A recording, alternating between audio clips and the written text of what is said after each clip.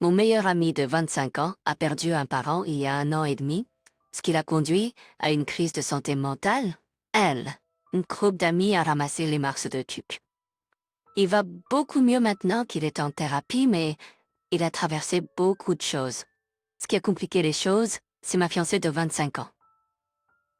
Nous sommes ensemble depuis seulement 2 ans et j'ai fait ma demande un mois avant la mort des parents de Nolan. Je l'aime, mais elle peut être un peu curieuse parfois. Mon meilleur ami est une personne très privée.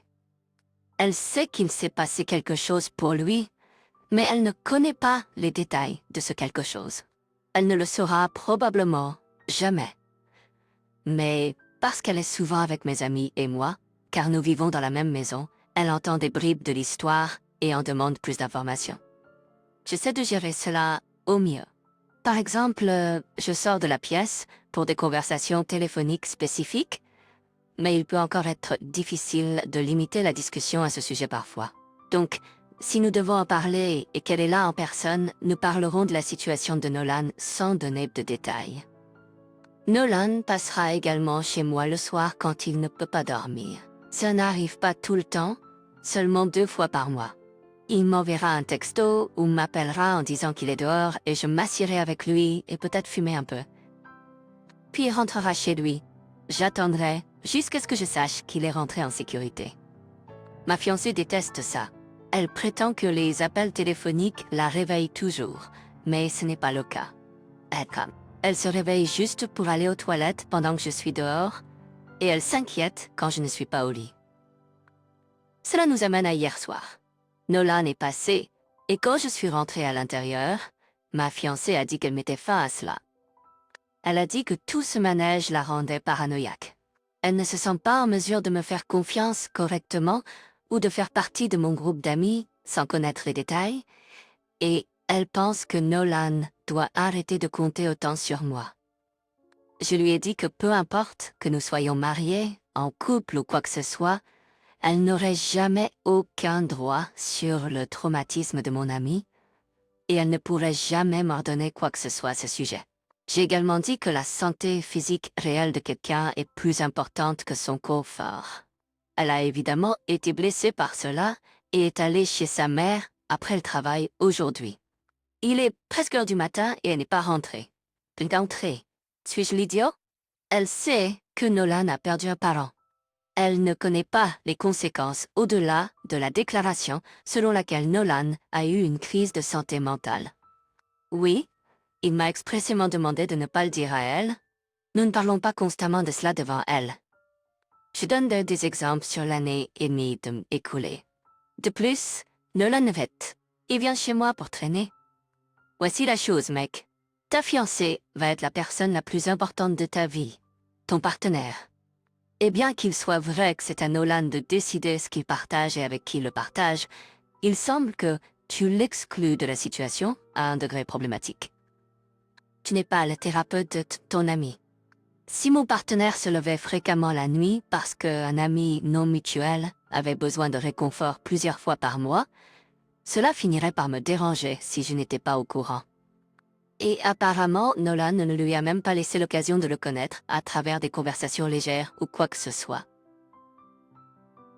Elle est complètement exclue de tout ce qui concerne Nolan. Donc, de son point de vue, tu rencontres ce gars et vous vous entendez vraiment bien. C'est le coup de foudre et tout ça, et vous êtes ensemble depuis seulement 5 mois, quand il te demande en mariage. Waouh, peut-être que c'est un peu effrayant de sauter directement dans le mariage comme ça, mais tu l'aimes, donc tu es excité. Mais 1 mois plus tard, tu apprends que l'un des parents de Nolan est décédé. Maintenant, à chaque fois que tu entres dans la pièce lorsque le groupe est ensemble, ils se taisent et parlent à voix basse. La seule chose que tu entends vraiment, c'est quand il faut vaguement référence à la situation avec Nolan. Encore 1 an et demi passe et c'est toujours la même chose. Tu as l'impression de devenir folle. Personne ne te dit ce qui se passe ou pourquoi ton fiancé continue de sortir en pleine nuit. J'ai de l'anxiété juste en écrivant ça. Je n'arrive même pas à imaginer à quel point ça doit être angoissant de vivre ça. Waouh, OP, tu es vraiment idiote. Arrête d'être curieuse et d'essayer de t'immiscer dans une situation qui n'affecte que ta vie et ta relation depuis 18 mois environ. Le culot de s'est plutôt pas. À ce stade, Nolan te manipule émotionnellement. Il y a une grande différence entre être très privé et utiliser cet événement comme levier émotionnel pour que ton groupe abandonne tout pour lui. Rien ne rapproche les gens comme un traumatisme, mais ton groupe d'amis pousse les choses à l'extrême. OP, je pense que tu dois évaluer si ton ami est émotionnellement dépendant ou s'il ne veut pas te perdre au profit de ton fiancé. Nolan est quelqu'un que j'apprécie, mais ton fiancé est trop curieuse. Ouah! Est-ce juste moi ou OP est beaucoup plus investi dans Nolan que dans son fiancé? Si c'est le cas, il doit la laisser partir pour son propre bien. Elle ne devrait pas être reléguée au second plan dans son cœur. Je travaille dans un domaine étroitement lié à la profession juridique. J'ai un double diplôme en droit et en commerce et je travaille avec de vrais avocats et je traite des problèmes juridiques tous les jours. De plus, en raison des cours que j'ai suivis à l'université et des cercles d'amis dans lesquels j'étais, je connais de nombreux avocats dans différents domaines de la profession juridique, y compris ceux du bureau du procureur, les avocats spécialisés en divorce et les avocats d'entreprise avec lesquels je travaille. Option de matière pour l'année prochaine. J'ai vraiment eu du mal à choisir entre les sciences de la vie, la psychologie, le commerce et le droit, donc j'étais vraiment intéressée par ce qu'elle allait choisir. Elle a dit qu'elle hésitait entre les sciences de la vie et l'entrée en médecine ou le droit. Tu as eu le même dilemme. Je n'ai pas eu les notes pour la médecine de premier cycle, d'ailleurs. Et elle non plus, mais une chose m'a inquiétée, c'est sa vision de la profession juridique. Elle parlait de la façon dont c'est génial de traiter des affaires super uniques tous les jours, et comment elle aimerait gagner des sommes énormes d'argent en le faisant. Elle a mentionné qu'elle pensait que c'était comme dans la série télévisée Suits, mais un peu moins cinématographique. C'est là que j'ai intervenu et expliqué comment fonctionne réellement le domaine juridique et les avantages et les inconvénients de travailler dans ce domaine. Mais dès que j'ai commencé à parler des inconvénients après les avantages, évidemment, ma sœur a commencé à me lancer des regards noirs et j'ai brisé l'idée que les avocats travaillent sur des affaires super uniques et passionnantes tout le temps. Ils sont généralement spécialisés, donc ils traitent du même type d'affaires. C'est pas ennuyeux. Ils passent la plupart de leur temps à lire des contrats ou à les rédiger dans le domaine de l'entreprise, ce qui est montré dans Suits. Le temps qu'ils passent au procès est ridiculement court par rapport au temps qu'ils passent à se préparer, mais aussi ridiculement long, car les procès peuvent durer des mois. En gros, ma nièce a commencé à crier sur moi en disant qu'elle en sait plus sur la profession juridique que moi et que je ne connais rien au droit, et comment j'essaie de lui expliquer sa propre profession, même si elle n'a jamais travaillé ou rencontré un avocat auparavant. J'ai décidé qu'il était préférable de partir. Je ne reste plus dans des endroits où l'on me crie dessus. Ma sœur m'a appelé et m'a dit que je n'avais pas le droit d'expliquer quelque chose dont je n'avais aucune idée et que j'étais un homme typique essayant de détruire le rêve d'une jeune fille d'être une femme puissante dans une profession de haut niveau. Eh bien, en fait, non, ce n'était pas une explication, comme dire des choses à une femme qu'elle sait déjà, d'un ton condescendant. C'était expliquer à une personne inexpérimentée, avec des attentes irréalistes, que le monde réel ne fonctionne pas comme à la télévision. Tu ne lui as pas dit de ne pas être avocate. Tu lui as dit ce qu'est vraiment être avocate. Mon garçon, je pense que la définition de l'explication pourrait être encore plus diluée, encore plus diluée. Mais nous y voilà. Tu offres ton expérience dans ton domaine à quelqu'un qui n'est pas dans le domaine. Elle devrait savoir dans quoi elle s'embarque. Tu lui as expliqué. Tu n'as rien fait de mal. Et tu n'aurais pas dû être crié dessus pour ça. Laisse-la découvrir par elle-même. Antiote, qu'avocate et femme, je pas l'idée. De plus, c'est pas une explication. Tout d'abord, le fait qu'un homme explique quelque chose ne signifie pas que c'est une explication. Deuxièmement, j'ai eu cette même conversation avec des étudiants de premier cycle qui envisageaient de devenir avocat, alors que je faisais référence à une autre émission de télévision. J'ai dit presque exactement ce que tu as dit, et je suis avocate depuis presque 25 ans. Et je peux te dire sans réserve que le métier d'avocat ne consiste pas vraiment à se disputer ou à faire des trucs cool et excitants. Et j'ai fait à la fois du contentieux et du travail en entreprise. Une grande partie est intéressante, si c'est ce que tu aimes. Oui, je suis nerd, donc j'aime ça. Mais ce n'est pas vraiment révélateur ou spectaculaire. Comme un collègue et moi l'avons décidé une fois, nous sommes essentiellement des bibliothécaires d'attaque. Mon fiancé et moi allons emménager ensemble. Nous avons décidé qu'elle devrait être celle qui emménage avec nous, car ma maison est plus grande et dans un meilleur quartier. J'ai une fille adolescente, plus jeune, et elle a 2 filles. L'une a le même âge que ma fille, et l'autre est une adolescente moyenne.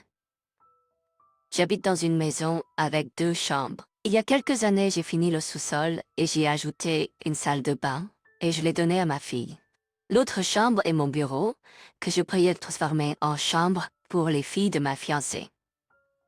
C'est une petite chambre, mais c'est joli, et ça peut accueillir 2 lits, surtout si on ajoute un lit superposé au lieu de 2 lits simples. Il n'y a pas de salle de bain, mais nous ne vivons pas dans un palais, donc c'est assez proche de la salle de bain.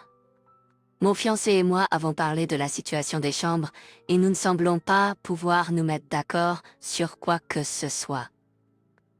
Elle pense que je suis idiot de planifier de laisser ma fille avoir tout le sous-sol pour elle-même et de forcer la sienne à partager une petite chambre. Tarouette, tous les années que j'ai machiné. Elle l'a décorée avec sa mère, dont on ne devrait pas avoir à la céder. Évidemment, sa famille est de son côté. Suis-je l'idiot de ne pas demander à mon enfant de céder sa chambre? Art, arrêtez et n'allez pas plus loin avec cette relation. Nous savons que vous le ferez bien sûr parce que vous ne voyez pas que c'est le début d'un problème à vie. La seule façon pour cette relation de survivre est de déménager dans une maison différente avec des chambres équivalentes pour les enfants. Qu'est-ce que ça serait? Je ne suis pas sûre, mais je sais que c'est pas votre situation actuelle. Vous êtes dans une situation sans issue et vous serez l'idiot soit pour votre fille, soit pour votre fiancé et ses enfants. Vous êtes l'idiot de déménager 5 personnes dans une maison de 2 chambres avec un sous-sol. Le fait que vous ayez même cette argumentation avec votre partenaire prouve que ce n'est pas adapté pour vous tous. C'était la maison de votre fille en premier lieu. La forcer à partager ou à abandonner sa chambre du sous-sol la fera vous en vouloir à tous et ce sera très injuste de la déplacer dans sa propre maison. Cependant, mettre 2 adolescentes dans une petite chambre est également une décision idiote. Votre maison n'est pas du tout adaptée. Mais, question, est-ce que votre chambre est plus grande que la plus petite chambre? Si c'est le cas, abandonnez votre chambre aux 2 adolescentes à venir, et vous et votre partenaire pouvez partager la plus petite chambre. 5 passes, plus vrai. Eh bien, il pense que des lits superposés pour les adolescents est une bonne idée. Vous êtes l'idiot.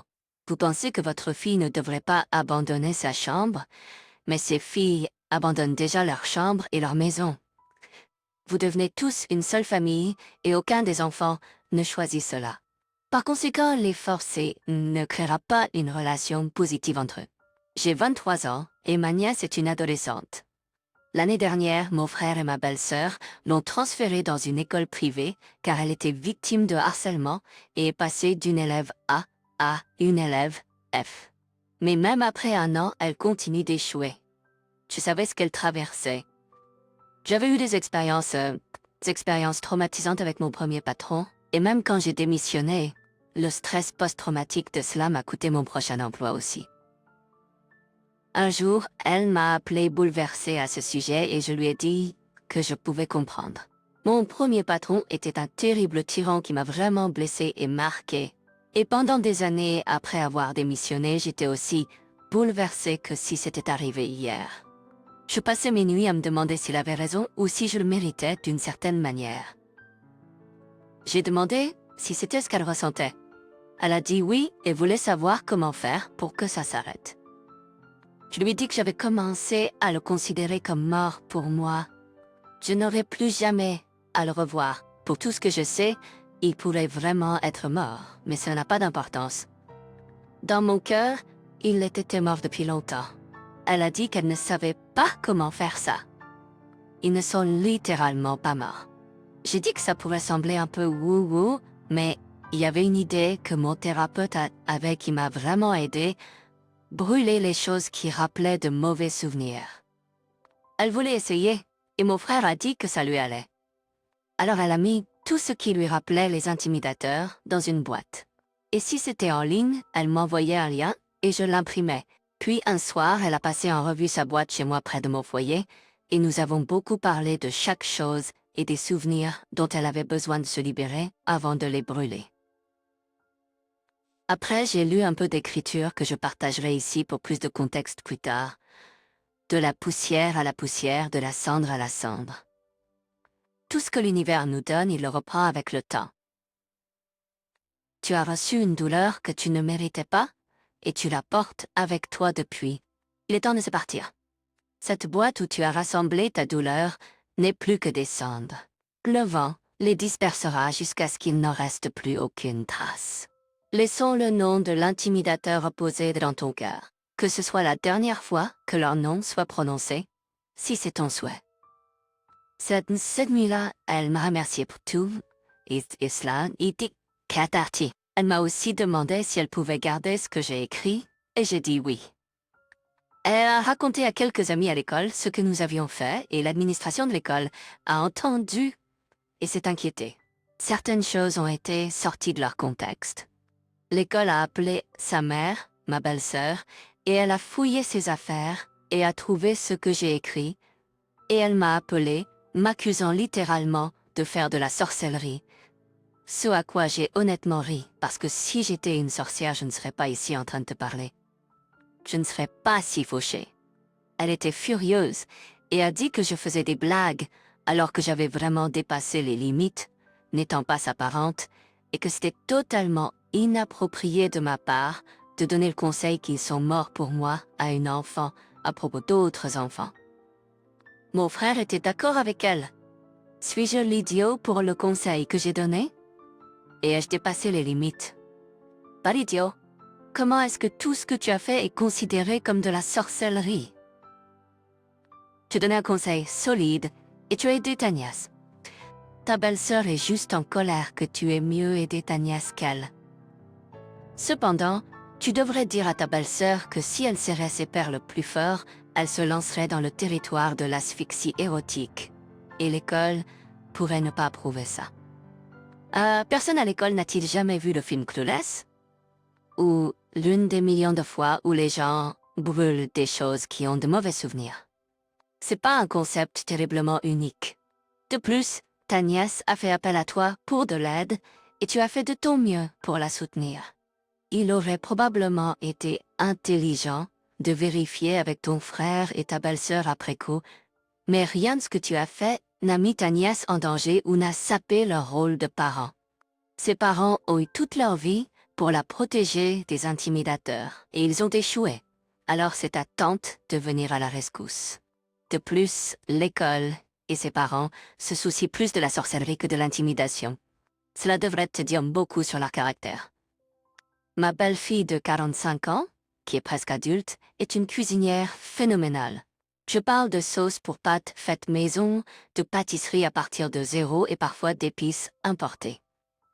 Cependant, elle ne cuisine que pour elle-même.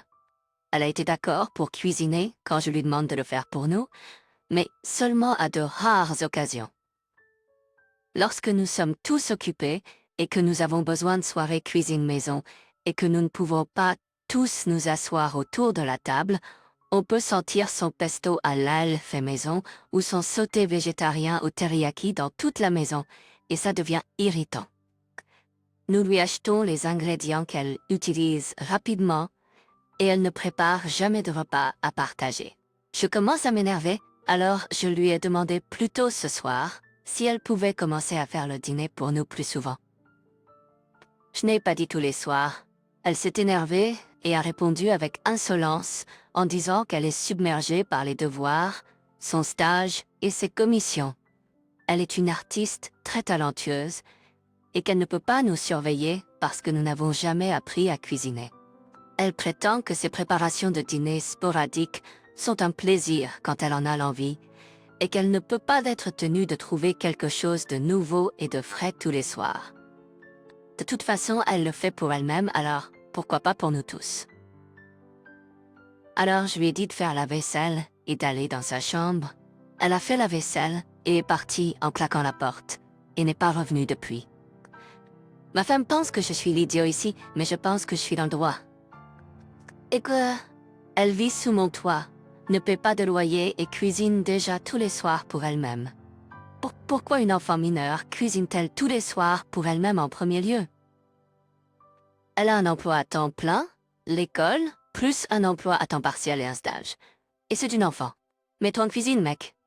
Elle a 17 ans, tu en as 45. Tu devrais avoir honte. Et il a le culot de dire qu'elle vit sous mon toit sans payer de loyer et que je lui achète des courses. Ouais, mec, c'est une enfant. C'est généralement comme ça que ça fonctionne. Sa mère est légalement responsable de lui fournir un logement, de la nourriture, etc. Toi et ta femme devriez prendre des cours de cuisine. Elle le fait clairement pour se débrouiller et comme un projet créatif qui la satisfait. Tu es égoïste et impoli, et elle a absolument raison. C'est pas de sa faute si tu n'as pas appris à cuisiner basique. Le pesto et le teriyaki sont des aliments basiques qui nécessitent moins de 10 étapes. Le fait que tu puisses même penser qu'elle sait qu'elle vit là sans payer de loyer est répugnant. Tu n'aurais jamais dû épouser une personne avec des enfants si tu pensais que ces enfants devraient te payer pour avoir un foyer. Tu es un adulte mature. Si tu n'es pas capable de te faire une nourriture décente, ce n'est pas le problème de cette jeune fille.